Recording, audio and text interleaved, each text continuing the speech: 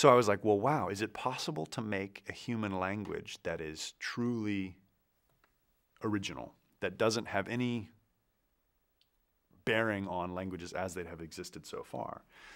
And in the process of trying to think that up, I came to the conclusion that, wow, it's really difficult to imagine a human language that can be brought up from scratch that doesn't address any previously spoken usages of any language that exists.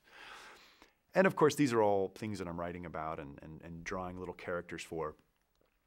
And at some point I started realizing, like, wow, like what is it that truly, if you start to think about why people learn different languages, okay, well, maybe you learn a language because you want to get a job, or you want to move to another country and learn a language there. Well, what about if you want to study an ancient religious text? Or there's all sorts of different reasons why people learn languages. There's probably as many different reasons as there are human languages. But if you really start to, I guess you could say, peel the onion, which is the term in philosophical terms about really trying to get down to the nitty-gritty of it, it seems like the more things you unearth in order to try to get to the basis of why people speak languages, it seems like there has to be some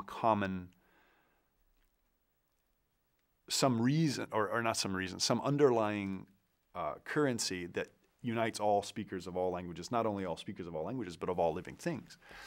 And at some point, it seemed like even if you could just imagine something, not something physical, but even just something, just an idea, it seems that every single imaginable thing involves some transformation between matter and energy.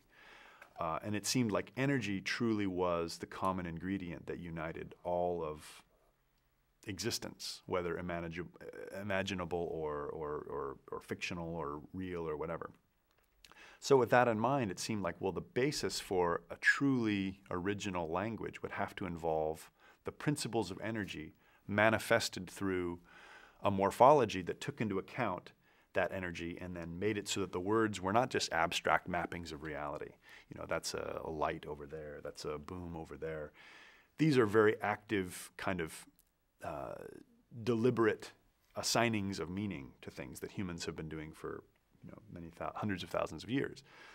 But in fact, is it possible, and this is what I was thinking, is it possible to make it so that instead of us cataloging the universe and naming reality according to what we think it should be, is it possible to devise a language system that allows the universe to name itself according to what those things do in an energetic context? So all of that gobbledygook is a way of saying what is the basic commonality that unites all speakers of all languages, and how is it so that we can make a language create itself after we just lay a few rules in place. That was obviously completely, there's no way I would have been able to answer that even given several decades, but it at least got me starting to think like, well, what would be the basis of a truly universal language that would be easy to learn, that would be easy to teach, that would be easy for people to convey information, that would utilize the least amount of energy in order for its transferring ideas from one head to the other.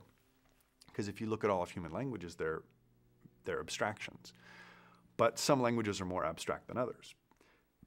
If you imagine a system whose character subset would be an elaborate drawn picture of something, that representation of something might be pretty, it might be convenient for certain artistic, licenses.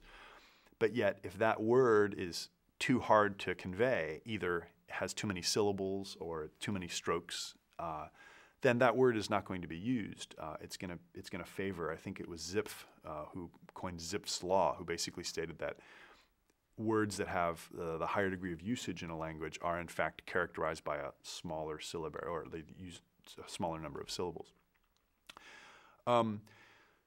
And it's interesting because if you look around, there are other elements where that energetic efficiency is put to very direct usage. Like, for example, Morse, whose system of codes involved basically figuring out that, like, wow, the letters that occur with highest frequency require the least amount of energy to convey them. So the E is just a simple dot.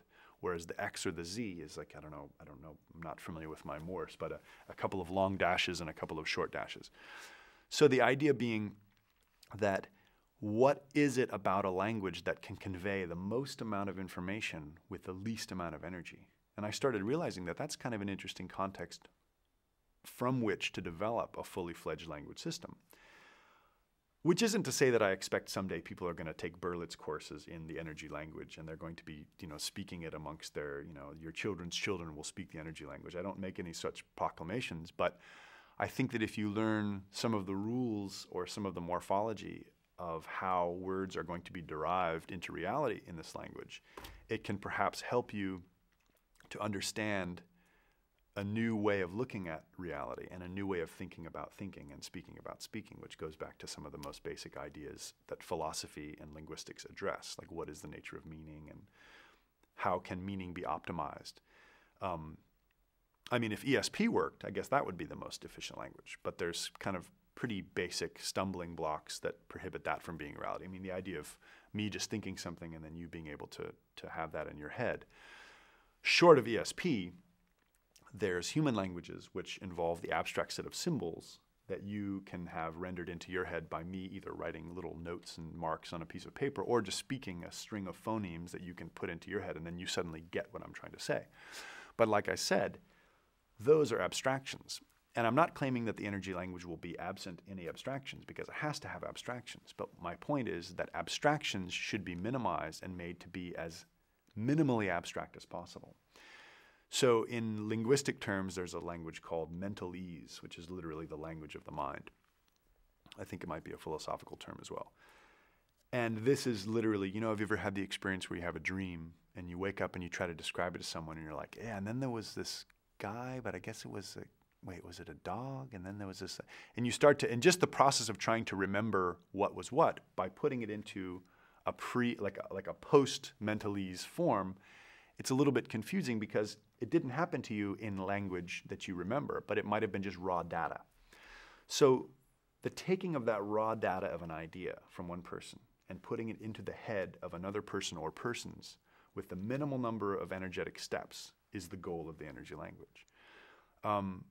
Which isn't to say that I want it to just be this ultra precise, super modified, super streamlined language that doesn't have the richness of metaphor and doesn't have the illusions and all of the different beautiful things that make language language.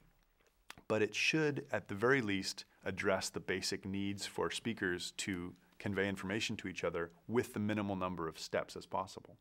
And I liken it to the idea of like a thermodynamic death. Any process, whether it's putting gas into your car and driving to New Jersey, or whether it's hitting a golf ball, or any sort of process that takes place in real time involves some sort of irretrievable thermo-death, like some heat is irrevocably lost. That's almost the same way of saying that in any conversation, there's some meaning that is irrevocably lost. If you're not a native speaker and you're trying to say something that you don't know exactly the word for, you have to do what's called circumlocution, like go around the word. But by going around the word, you need to use more words, and you're not quite getting the same meaning across. So it's not entirely efficient. There's a little bit more of a thermodynamic death that happens in that particular conversation than if you were able to say exactly what you wanted to say and have it be very precise and very to the point. And that's kind of the avenue down which the energy language is being driven. Whether or not it will have any sort of effect on changing consciousness or making the world around us appear more comprehensible, I have no idea. I don't know that it's an empirical thing. I don't know that it's something that can be tested in much the same way that a particle field can be measured. But I think it is the sort of thing that if we start to think about it in new ways, perhaps there will be some other versions of reality that come bumbling out of the closet, or that render themselves into our reality field in much the same way that when someone is on a mind-altering substance, that a new reality is rendered into existence that you didn't see before, but it's been there all the time, you just didn't have a way to address it or to speak about it. So that's kind of one of the main ideas that the energy language is pursuing.